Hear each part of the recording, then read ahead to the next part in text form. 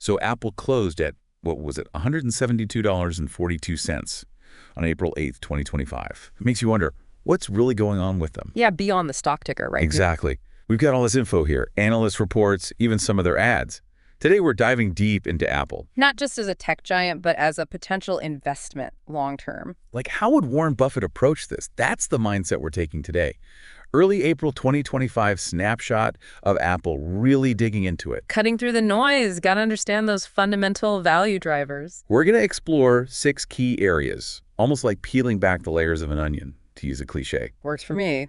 First up, deep dive into their core business. What do they actually do? How do they make so much money? Then we look at the management team. And it's number time, financial health checkup. Second half, we gauge the market's mood, see who owns the biggest chunks of Apple. And finally, break down those key risks they're facing. Structure is key, right? Clear picture without overwhelming anyone. We'll highlight crucial insights, maybe some surprising facts, too. Sounds good. Ready to jump in? Let's do it. Chapter 1, business understanding. The big question is, beyond the logo, the gadgets, how does Apple actually rake in the cash? Right. It's not just iPhones, although those are huge. It's a two-pronged approach. Products and services. Products, the physical stuff, used to be the bulk of their revenue, like 75–80%. But services are growing fast, and the profit margins there. Oh boy. Yeah, very attractive margins. But let's look at fiscal year 2024 breakdown. iPhone's still king, 51.5% of revenue. Still the powerhouse. Then Mac at 7.7%, iPad at 6.8%, and wearables, home stuff, accessories, that's 9.5%. Apple Watch, AirPods, that category. So diverse hardware, but iPhone is dominant. Services, though, that's the exciting growth story. Nearly a quarter of their revenue in FY24. 24.6% to be exact. The breakdown is fascinating. App Store commissions, estimated at $31.7 billion in FY24. Cloud services, iCloud plus 4, another $10.4 billion estimated. Digital content, Apple Music, Apple TV plus 4, those brought in an estimated $8.9 billion and $3.4 billion, respectively. Then there's payment services, Apple Pay, Apple Card. That's a chunky $12.5 billion estimated. And licensing, wow, that deal with Google, the default search engine, it's huge. Estimated at $17.4 billion. Don't underestimate it. And third-party subscriptions, another $11.9 billion in estimated revenue. But the key takeaway here is the profit difference. Huge difference. Services have gross margins around 71–73%, way higher than the 37% for physical products. It's a smart move, building a more recurring, stable revenue stream, less tied to product cycles. Absolutely. Classic strategy for long-term stability. But it shows how Apple's become more than just hardware. To grasp their reach, look at what they offer. iPhones, Macs, iPads, Apple Watch, and now Vision Pro. On the software side, iOS, Mac OS, now Vision OS. All increasingly intertwined with Apple Intelligence. And the services, music, TV Plus, Arcade, iCloud plus Apple Pay.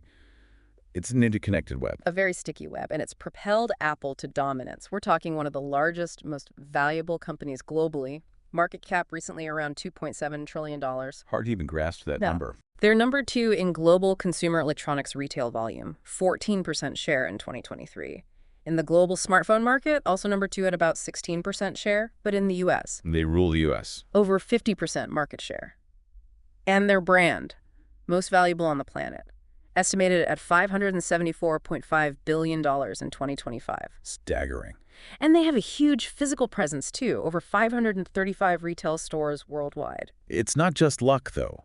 Their value proposition is clear. Premium, high-quality products.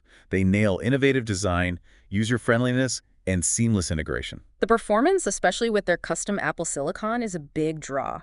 And they emphasize privacy and security, which resonates with customers. And let's be honest, owning Apple stuff comes with a certain status. Oh, absolutely. Brand cachet, huge loyalty factor. But this dominance isn't in a vacuum. We have to look at the industry, the competition. That's our industry analysis. To gauge their long-term prospects, we got to see the market trends, potential growth areas, what's on the horizon.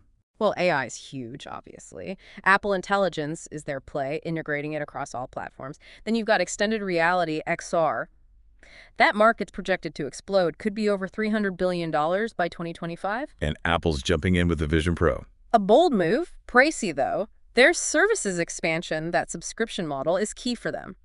And connectivity advancements, 5G now, 6G on the horizon, those unlock new possibilities for their devices and services. Sustainability is becoming a bigger deal too, right? Definitely. Consumers and regulators care about it, And wearables, health tech, that's a constant growth area, dynamic environment overall. Lots of moving parts. And in all these areas, they face serious competition. Oh yeah, heavy hitters. Smartphones, Samsung's the global rival, then Google, Xiaomi, Oppo. In PCs and tablets, it's Microsoft, Google again, Dell, HP, Lenovo. Familiar names. Apple Silicon gives them an edge in some areas, though. Operating systems, it's basically Mac OS versus Windows on desktops, iOS versus Android on mobile. Two horse races. Services are a battleground. Google, Microsoft, Amazon, Netflix, Spotify, Meta, all fighting for that consumer dollar. It's a tech royal rumble. And AI, that's probably the fiercest competition. Google, Microsoft, NVIDIA, Amazon, all pouring massive resources in. Even wearables, they're up against Samsung, Google with Fitbit, Xiaomi, Huawei. A real who's who of tech giants. You can see it in the financials, too. NVIDIA, their revenue growth has been explosive. Operating margins way up there, like 63% thanks to the AI boom. Alphabet, Google's parent, their forward PE ratio is lower than Apple's. Apple's leading in total trailing 12-month revenue, but their growth has been slower. True, but they excel in return on invested capital, ROIC. Consistently outperforms many rivals, shows how efficient they are with capital. Efficiency is key. Now, a crucial aspect is the regulatory environment. Risks and opportunities galore here. Oh yeah, big time. The big one is that U.S. Department of Justice antitrust lawsuit filed just last month, March 2025. Yeah. They're claiming Apple's monopolizing the smartphone market. Serious allegations. Talking about restricting super apps, suppressing cloud gaming, limiting messaging with Android, making non-Apple smartwatches less functional with iPhones, and restricting third-party digital wallets. The DOJ's potential remedies could really shake things up. And Apple said they'll fight tooth and nail, right? Absolutely. One analyst estimated that if Apple loses that deal making Google the default search engine, it could hit their operating profit by 14–16%. Ouch. And it's not just the U.S. The EU's Digital Markets Act, the DMA, is impacting them in Europe. They're designated a gatekeeper, required to make big changes. Like allowing alternative app stores, third-party payment systems, improving interoperability with competitors. They even introduced a new core technology fee in the EU. It's controversial. The European Commission's watching them closely. Potential fines are huge, up to 10%, even 20% of their global revenue. That's not small change. And then there's the U.S.-China thing, the geopolitical risks. China's massive for Apple, about 20% of their sales, plus it's their main manufacturing hub. Yen escalation in tariffs would hurt. Big time. They're trying to diversify, moving some production to India, Vietnam, and they've announced big investments in the U.S. Plus, you got GDPR, environmental regulations, labor standards. It's a lot to juggle. A regulatory minefield. But to be fair, Apple does have some serious defenses, barriers to entry that protect them. Oh, yeah. Their inherent strengths are significant. Economies of scale, their sheer size, global network, those give them cost advantages that are hard to match. And their brand, that customer loyalty, legendary, that $574.5 billion brand valuation speaks for itself. And the switching costs, once you're in the Apple ecosystem, it's tough to leave. You've invested in the devices, the apps, the services. It's not just money, it's effort, learning a new system, losing that seamless integration. And the App Store, that's a powerful network effect. Millions of users attract developers. Tons of apps make the platform more attractive. It feeds on itself. And their R&D spending. Over $31 billion in fiscal year 2024. The capital intensity of their operations, the manufacturing, the infrastructure, that's a huge barrier. Plus, tons of intellectual property, patents, designs. Their supply chain control is a major advantage, too. I was reading that Defrayed article, really highlighted that. So looking ahead, it's opportunities and challenges for Apple. For sure. Innovation in AI, AR, VR, connectivity, those are big potential growth areas.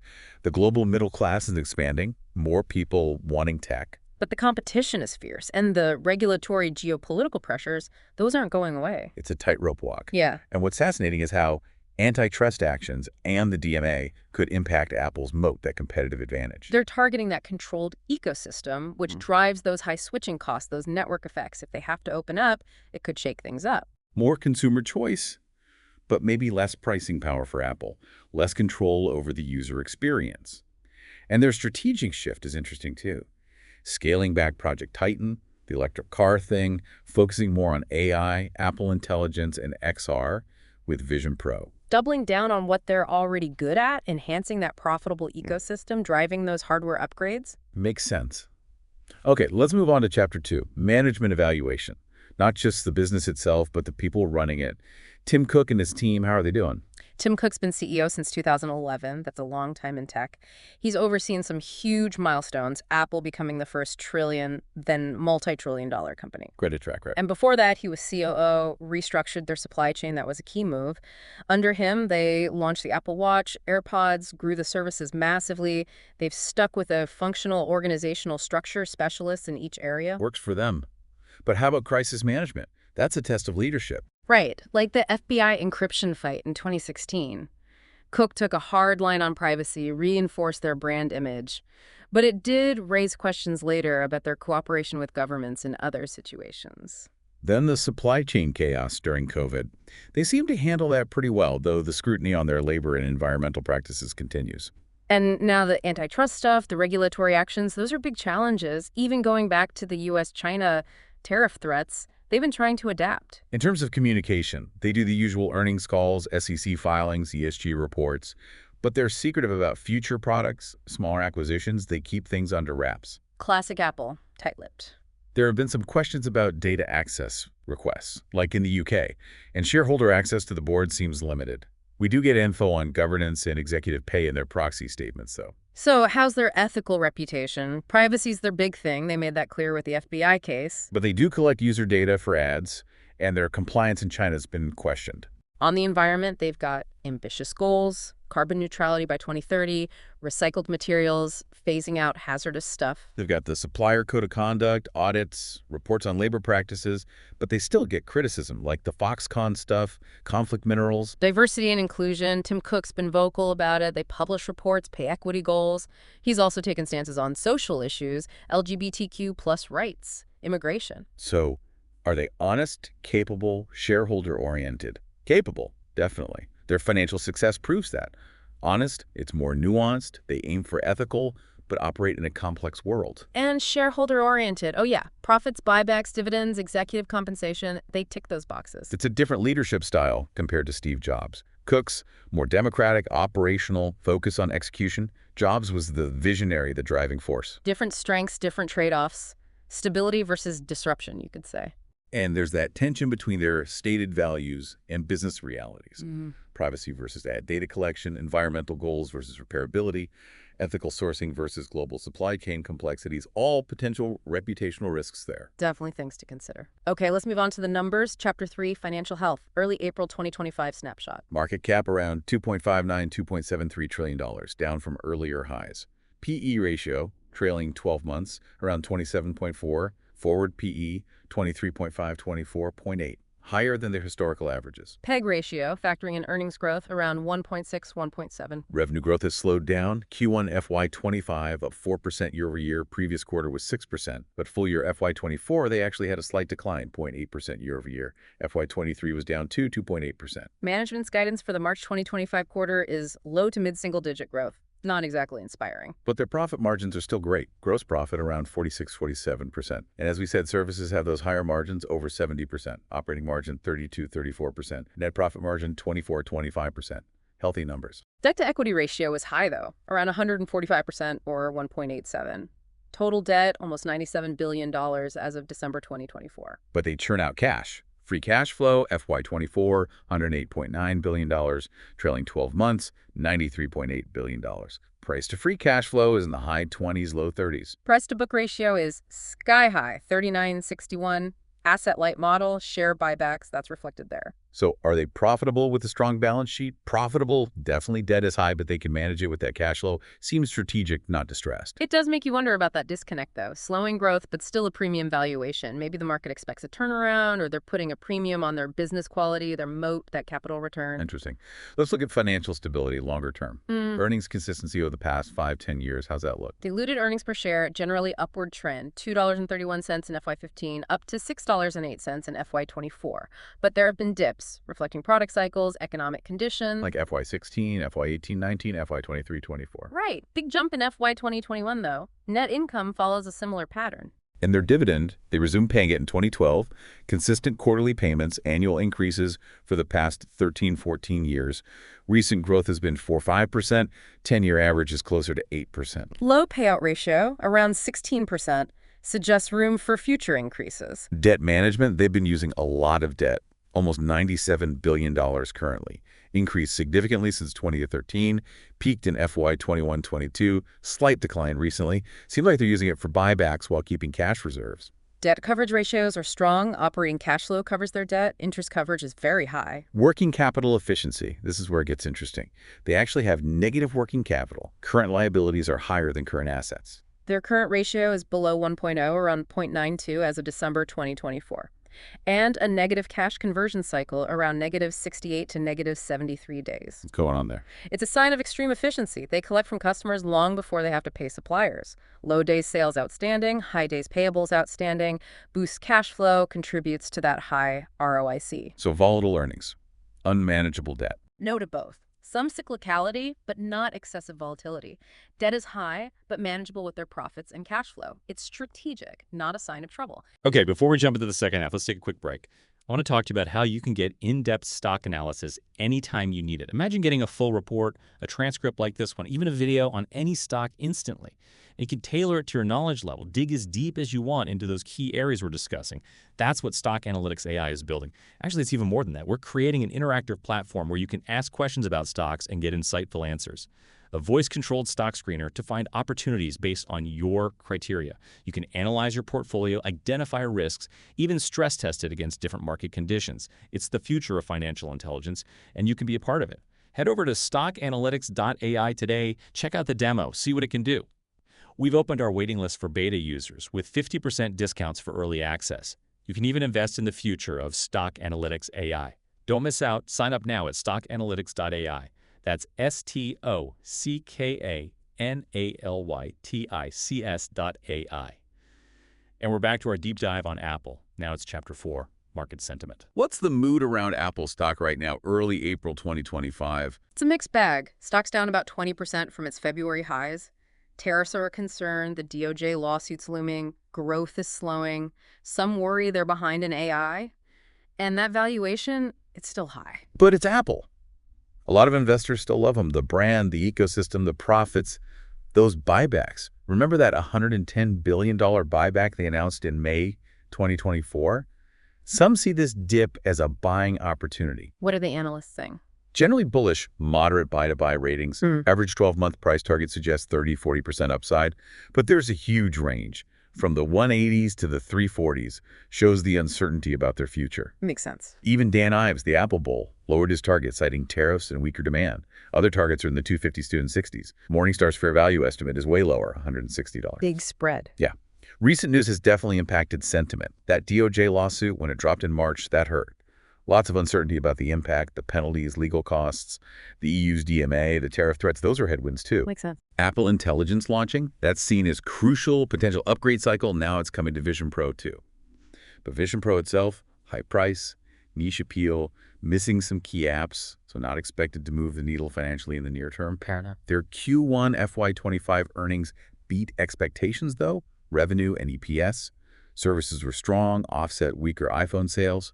And that $110 billion buyback announcement, that helps sentiment too. What about short interest options activity? Short interest is low, not many betting against them. Put call ratios around 0.76, slightly more bullish. Implied volatility was relatively low, even around the lawsuit news. Maybe the market doesn't expect huge swings soon. So lots of uncertainty reflected in those analyst targets. Can they reignite growth, navigate those regulatory, geopolitical challenges? Big questions. And it seems the market reacts more to bad news than good news lately. Maybe some anxiety about Apple's future. Even the buybacks aren't fully calming nerves. Interesting. Moving on to Chapter 5, ownership structure. Who owns Apple? Tells us something about the company's direction. The key here is high institutional ownership, low insider holdings. Institutions own about 62–63% of the shares. Tons of different institutions holding Apple, between 6,950 and 7,650. Lots of players, but it's concentrated among the big asset managers, especially index funds. So who are the top holders? As of the latest data, it's Vanguard, about 9.3%, BlackRock, 7.5%, State Street, 4%, Fidelity, 2.3%, Geode, also 2.3%, and Berkshire Hathaway, Buffett's Markets company, they have about 2%. They're the biggest active holder, interesting to note. The Morgan Stanley, T. Rowe Price, Norges Bank, J.P. Morgan, all between 1% and 2%. Right. What are these institutions looking for? Long-term value creation, that's the main thing. Consistent growth, strong profits, good capital allocation, good corporate governance, ESG factors. Berkshire, they're all about the moat, the long-term value. And the insiders, the executives, board members, what's their stake? Very low, 0.060, 0.09% total, probably less than 1% directly held by management and the board. Interesting. Who are the biggest insider holders? Arthur Levinson, the chairman, about 4.2 million shares. Tim Cook, around 3.3 million. Jeff Williams, the COO, 0.4 million. Others have smaller amounts. Any notable insider transactions lately? Mostly selling, very few open market purchases, often done through 10b5-1 plans, selling preset amounts over time for taxes on stock awards or diversification. Cook sold about $24 million worth in April, over $50 million in October 2024. Federighi, Maestri, Williams, Levinson, they've all been selling too. Net selling pressure from the insiders. So high institutional ownership, but dispersed, except for those giant passive funds. Low insider ownership, consistent selling, maybe lack of conviction, maybe just diversification, taxes. Their holdings are still valuable, but the main alignment mechanism is future stock awards and board oversight. Those passive funds, they might not have much active influence despite their size. Berkshire's an exception there. Right, now for Chapter 6, risk assessment. Classic SWOT analysis, let's see where Apple stands. SWOT, strengths, weaknesses, opportunities, threats, internal and external view of their position. Exactly. Starting with strengths, their brand, customer loyalty, that's huge. Integrated ecosystem, high switching costs, track record of innovation, great design, financial performance, massive cash flow, and that efficient global supply chain. All the things we talked about. Right. Now, weaknesses, premium pricing, high margins but limits their market, dependence on iPhone sales, though services are growing, ecosystem lock-in, keeps customers but regulators don't like it. And some say their innovation has slowed down lately. That's a perception out there. Okay, opportunities. Emerging markets, growing middle class, they want tech. Services expansion, more recurring revenue, higher margins, new product categories like Vision Pro and XR. AI integration, Apple Intelligence, that has potential. Wearables, health tech, another growth area. And the threats. Regulatory scrutiny, antitrust actions, that's a big one. Intense competition everywhere they operate. Geopolitical risks, U.S.-China tensions. Fast-paced tech change, they got to keep innovating. Absolutely, and economic downturns that could hurt their sales. Premium products are vulnerable to that. So SWOT analysis sums it up nicely. Strengths, weaknesses, opportunities, threats. They've got them all. Apple's a complex picture for investors. Strong brand, strong ecosystem, very profitable, but growth is slowing, regulations are tightening, competition is fierce. That's why the market's uncertain. Analysts have different views. It's a tough call. Here's a final thought. With these global regulations targeting their ecosystem, how will Apple need to change their approach in the next decade? How will they appeal to consumers, to developers, while staying profitable? It's a question worth pondering. We've covered a lot today, but there's always more to learn. If you want to do your own deep dives, get tools and resources to become a better investor, subscribe to Stock Analytics AI's YouTube channel. They're building some amazing stuff. Definitely worth checking out. And remember, this is just for informational purposes, not financial advice. Things change quickly. Do your own research. Talk to a professional before making any investment decisions. Sound advice. Always be careful out there.